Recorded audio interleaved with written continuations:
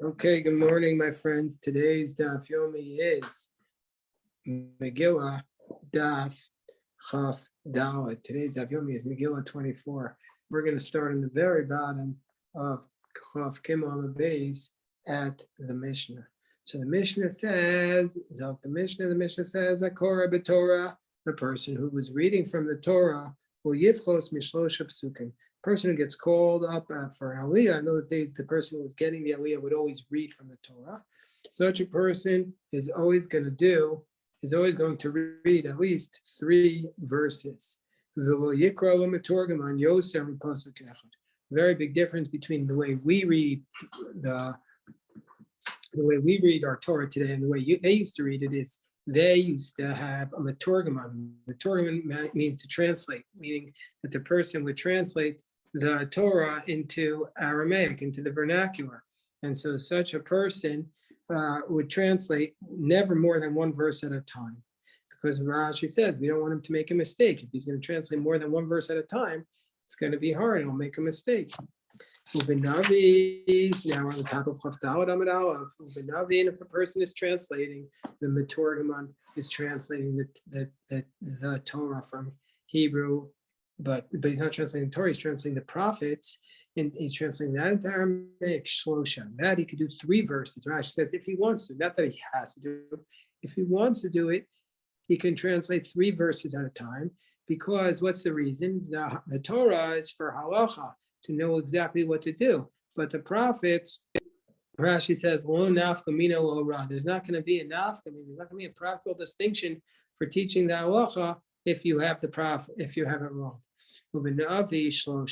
But let's say, so you can do up to 3 verses at a time translating for the prophets. Well, let's say let's say the 3 verses that you're translating are 3 different parashas. I mean, they're 3 different topics. Then Koran Echad. Then even though it's in the Navi, still you have to do 1 verse at a time and then translate it. So if it is that way, you in 3 different topics, that's what you need to do. Then we state Medalgin b'Navi, the aim Medalgin b'Torah, Medalgin. We had the word doeg earlier in Megillah, which means to repeat, but here it means what it more usually means, which is we jump around. The Dalgin Benavi, that if it was a passage from the prophets, we're allowed to roll it from one passage to another. They used to read the prophets from a scroll. That's really the ideal way that a community should read today, but most are not strict like that. So they used to read it from a scroll, and when they're reading the prophets, they could roll from one prophet to another as part of their readings. The aim Dalgin Torah, but in the Torah, if we're using one Torah scroll, we're not supposed to roll from one Torah scroll to another, from one passage in the Torah to another, while the community is there during one reading. So during the prophets, how much is he able to roll? So the Mishnah says, long enough, so until the Maturgaman stops. So while the translator is speaking, then you could roll it. But once the translator is stopped, you're supposed to be at your place. What's the reason why we are aimed dog in the Torah? What's the reason why we don't jump around in the Torah? Rashi says, that the one who hears the person jumping around, or or the one who hears it he's going to be jumping around. He's going to be confused. That's the Rashi and the Rif's version. And his mind is not going to be able to pay attention. So therefore, we don't do that in the Torah. So the Gemara asked the question, Hani Gimel Psukim, can you give me these 3 verses, which minimally you need to read when you get called to the Torah to read? You have to read a minimum of 3 verses. What do they correspond to? Hamar Avasi, can you get Torah Nevi'im Ksuvim? Corresponds to Torah Nevi'im Ksuvim, the Torah, the prophets, and the scriptures, which make up our holy book. And the first Yisrael explains, it's the hint of the fact that all of these are holy. It's all included in the Torah. That the Torah there's a Chamisha Chumshei Torah, but that's not the only.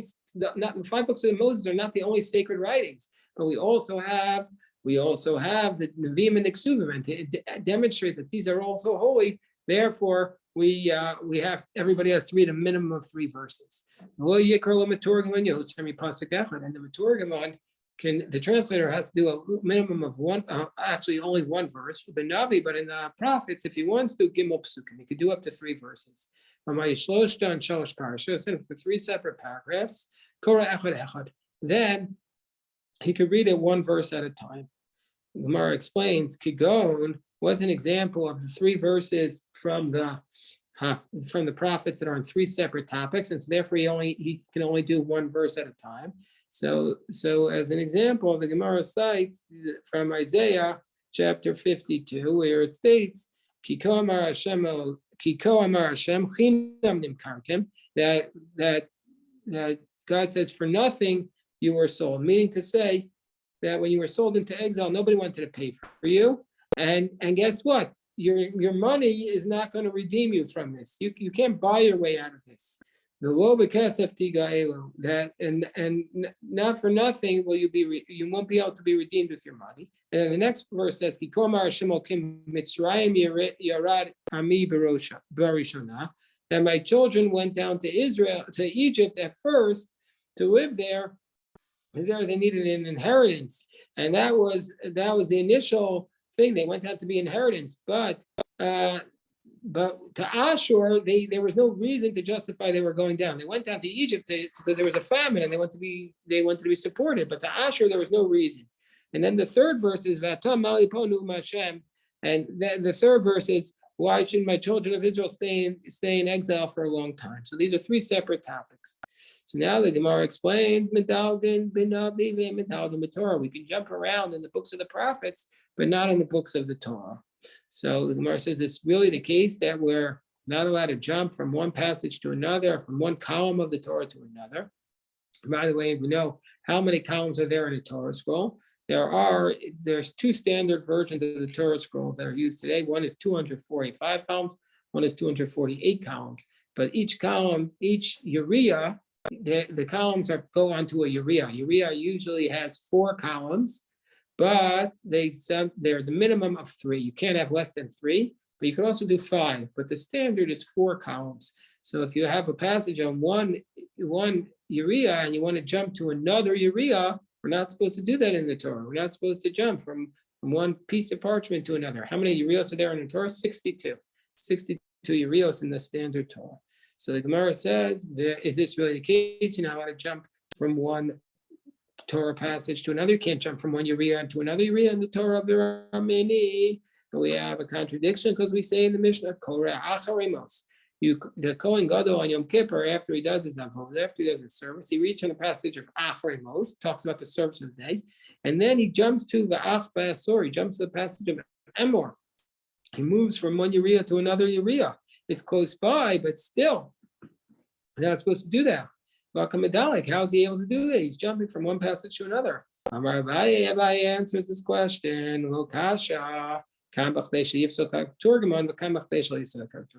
So it says about when is he able to jump from one passage to another? If he in the Torah is able to do it, if he does it before the Meturgamon, before the translator stops speaking. But after the translator stops speaking, he can't do it. So the Gemara says that can't be that's the way we answer this question, this contradiction. But we had said about, didn't we say? We learned medalgam ben navi. We learned in our Mishnah, you jump around in the prophets, so aim medalgam b'Torah, but not in the Torah. Va'ad kama, and until how long, how much can you be medaleg when you're allowed to be medaleg in the prophets? Until how long can you do it? Only to such an extent that the translator stops speaking. Mikoal doesn't disprove. The Torah call doesn't disprove that for the Torah you're not allowed to jump at all. Meaning, from the fact that our Mishnah says that in the Navi you can jump only until the translator stops speaking. That can't be the answer between the contradiction between our Mishnah and the Mishnah in Yuma, saying that's how you can. That in the Torah you're allowed to jump along as long as you're not speaking, as long as he hasn't stopped speaking. This proves exactly that. It proves that. That the Torah you're not allowed to jump at all. It's only the prophets you can jump as long as you're not translating. So Amar Abaye. So Abaye says we have to do a different answer. When do we say that you're not allowed to jump at all in the Torah? That's in 2 topics. But if it's one topic, like the Kohen Gadol on Yom Kippur, when he jumps from the service to a description of the day in Emor, then he would be allowed to do, because it's the same topic. Tanya, and indeed we have a brisa that supports this. Rashi says this Tanya is benichusa, meaning usually the baseline is Tanya comes to introduce a contradictory brisa, but here it's benichusa, it's supporting our assumption. And what does the brisa say? We can jump around in the Torah in one topic. And in the prophets, we can jump around even in two topics. And the Kamikan, in both cases, we're only allowed to jump around if we get from one column to another before the translator stops translating. And that's why we said on Yom Kippur, you can get from that column in Achrimos to Emor, it just take them just a few seconds because they're so close by. Tanya Idach, indeed, we have another brisa that supports this. We're not allowed to jump from one prophet to another. Ubenavi shall Shnei Masar, and in the prophets of the Shnei Masar, the 12 minor prophets, indeed medalig, indeed we're allowed to jump. As long as we don't jump backwards, we don't go backwards from the end of the book to the beginning. There is one Haftorah during the year where there is a question, because some have the custom of going backwards in the Haftorah, and that becomes a question whether or not we're supposed to do that. That's Haftorah for Mishpatim. So now we're up to the Mishnah on the bottom of Chaf Dalet Amud Aleph. Says the Mishnah, bottom of 24a, Hamaftir Benavi, that the one who does the Haftorah the one who reads the prophets, who Poreis al Shema. He has the honor of also being Poreis al Shema. What is Poreis al Shema? We already discussed this the last couple of days. This is the person who, and for the latecomers, he says a Kaddish or Baruch Hu and recites the first blessing of the Shema. So the person who has, today we consider the Haftorah to be such a great honor. He's honoring us by doing the Haftorah, but originally it was the lowest of all the honors. It was one of the least of all the honors. So the person who does the Haftorah, we also give him the ability to be Poris al Shema, and he also is the Chazan. He is the Chazan. So the sages instituted that he's the one who's Poris al Shema, and he's also the Chazan, who knows Seyas Kappa. And he does the priestly blessing. Isn't everybody supposed to do the priestly blessing? All the Kohanim are supposed to do it. So the Netziv says that this is a proof that only one Kohen used to do the priestly blessing. And if he was a minor, then Avivo Rabo over in Al Yadu. If he was a minor, then his father or his teacher or his Rebbe, they're the ones who are the Chazan in his place. And then we say, Katan Korah B'Torah Metarim. Since we're saying the laws of the minor, we're saying a minor can read from the Torah and he can also be the translator of Eno Poris al Shema, but he can't be the Chazan for the Poris al Shema, but Eno over of Neativ, he can't be the Chazan, but Eno no Seyes Kappa. The minor can also not give the priestly blessing because Rashi says it's not honorable for the community to be bending down before a minor to receive his blessing. Pocheach, if a person is pocheach, what's pocheach? If his legs are uncovered, maybe that's a euphemism, maybe that's literal. Pores eshema, then this person is still allowed to be pores eshema, which cuts to the idea that this is not a euphemism, that it's literal. Hold on, let me just finish the mission. It's great as a question. But he does not read from the Torah. A person who is pocheach, if his legs are uncovered, does not read from the Torah. Suma, a blind person, poris as Shema. The blind person can lead them in being poris al Shema. He can lead them in the blessings of Shema. However, he can translate it. However, Rabbi Yehuda says, Kol shelo ram oros miyamav. Whoever is blind from birth, and so he never saw light. And the Shema is about Yotzer or one who we're praising God and the blessing of Shema for creating the light. Ain't Poris al Shema. That such a person is not Poris al Shema. Such a person does not do this blessing. Cannot be the Chazan for the blessings of Shema. Great. Did you have a question? You're muted. Yes. Yeah, something just struck me that. If we're all equal before God, is it not sort of hubris or ego, lack of humility when they've decided that like you can't humble yourself or before a youth, for example. I'm just interested in that. We don't have to take time now. It's just something that struck me. That's a very, very good question. That's an excellent question. That we should be humbling ourselves. So let me think about that. I'll try to look into that. But the question that Gray asked is, what do you mean we can't get a blessing from a minor? Because Rashi says we're humbling ourselves. We shouldn't be humbling. It's not appropriate for the community to humble ourselves before a minor. But yes, we should, because the minor is just a vehicle, a vessel from Hashem for the blessing to be transferred through. So it's an excellent question. So the Gemara says, my time, what's the reason why a person who reads the Torah also is the Chazan and gets these other honors?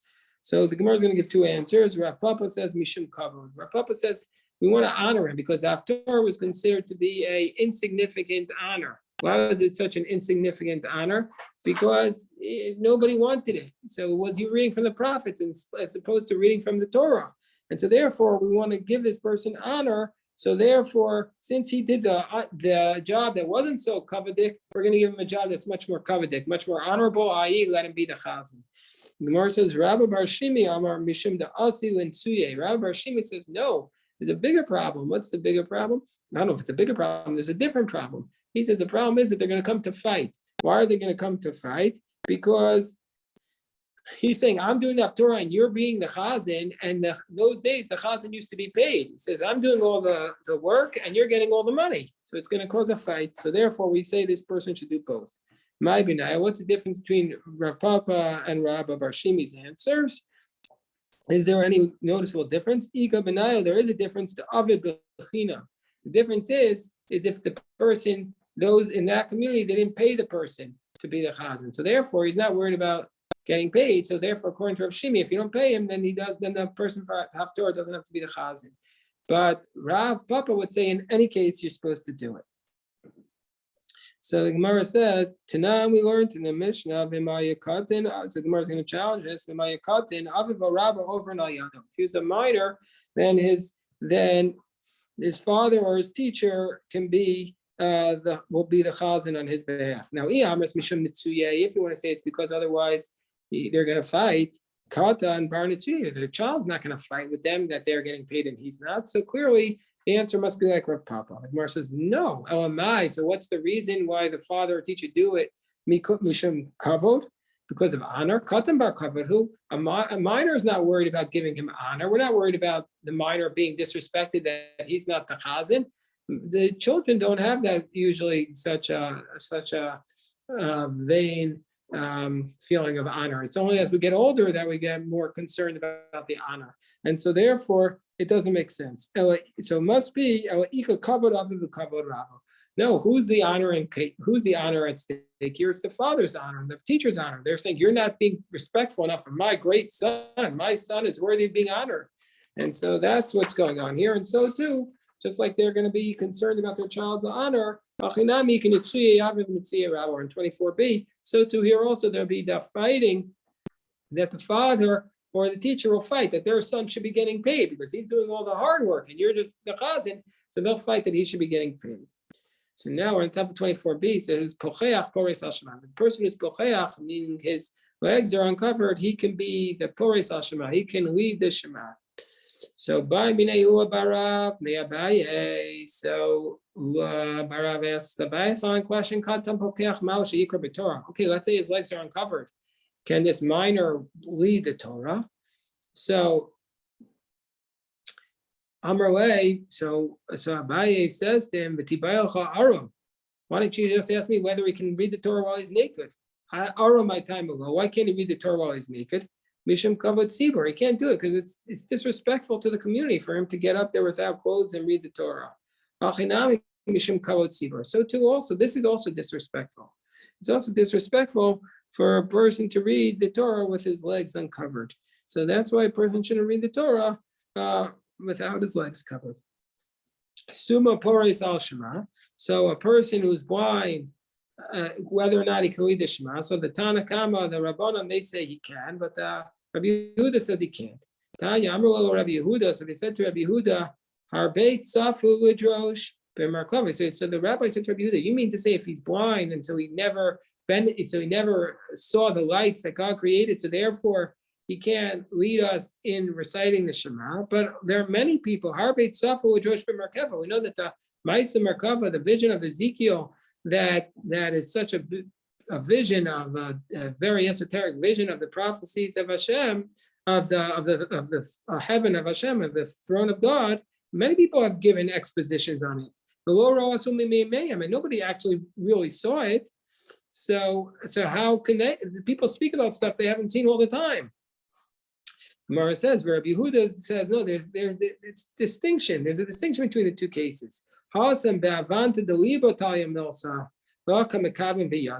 the case of the prophecy of Ezekiel, the chariots of Ezekiel, it depends upon understanding. And you can understand that, you could focus and understand the vision of Ezekiel. However, but now in this case, we're talking about whether or not a person benefits from the light. And this blind man has no benefit from the light, so how can he recite the blessing? That's what Rabbi Yehuda says. So I'm a Rabbi Yossi. So the Gemara says, "V'Rabbanan Islayana." According to the Rabbanan, they say actually he does have benefit. Ki Rabbi Yossi, like Rabbi Yossi says. How does the blind man have benefit from the light? Like Rabbi Yossi says, the Tanya, Gavaldiga explanation. An incident happened to Rabbi Yossi. Once you hear this, you'll never forget it. I'm a Rabbi Yossi. Kol Yama Ayisi Mitzdayer Al Mikrazem. My whole life, says Rabbi Yossi, I never understood the following verse. I was always bothered by it. What does the verse say? It says in the curses in Deuteronomy that you're going to be cursed by God and you're going to be feeling around in the afternoon without being able to find anything, just like a blind man feels around at night and can't find anything.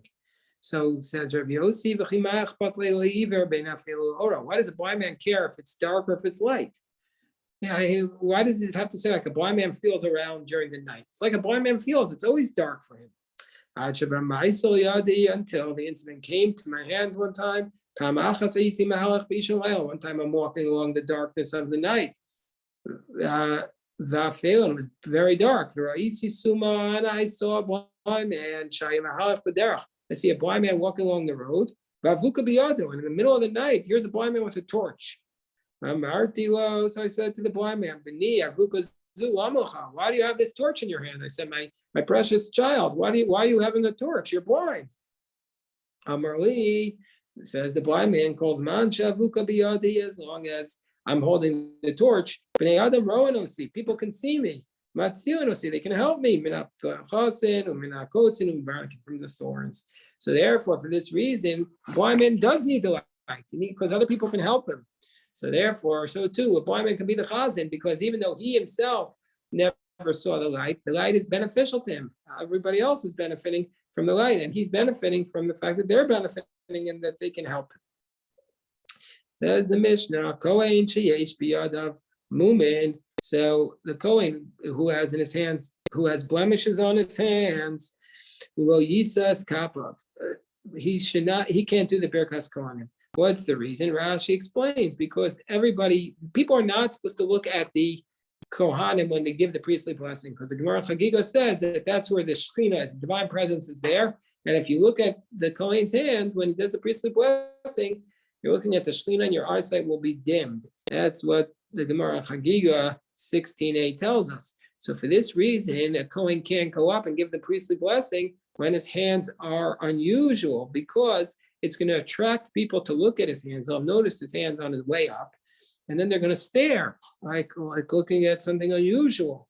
And so therefore, then their eyes will be dim. So therefore, if the Kohen has blemished hands, he can't do the Pirkas Kohanim. Rabbi Yehuda says, Af mishayu yadav sevuas this, even if his hands are dyed, like red dye. Well, he says, Kappa, he can't do the priestly blessing, because the people are always staring at him.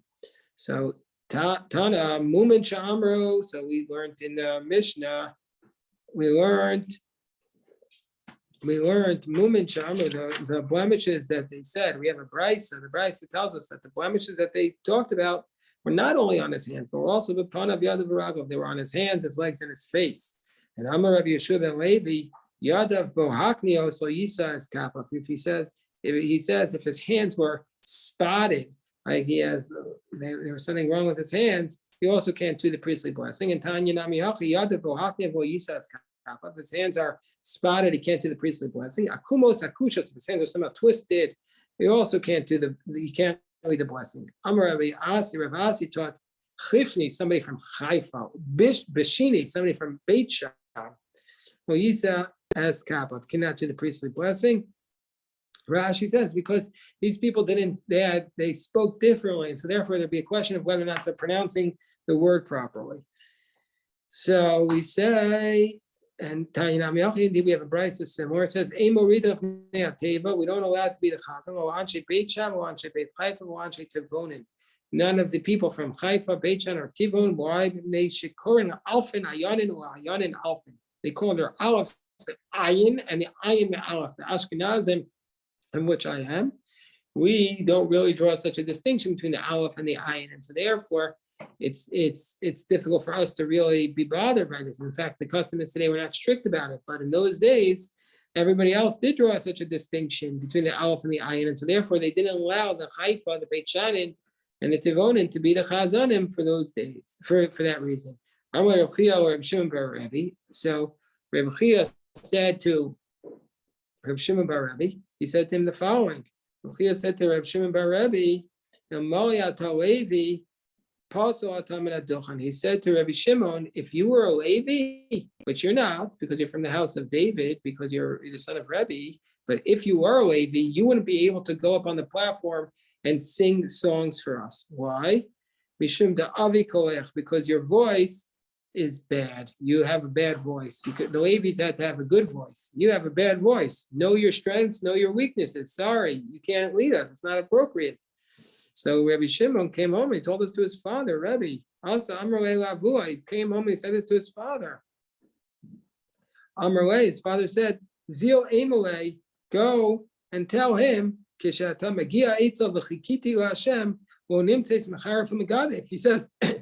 home and tell him, because Rabbi Chia, he said he couldn't say the chet, he had to say hey.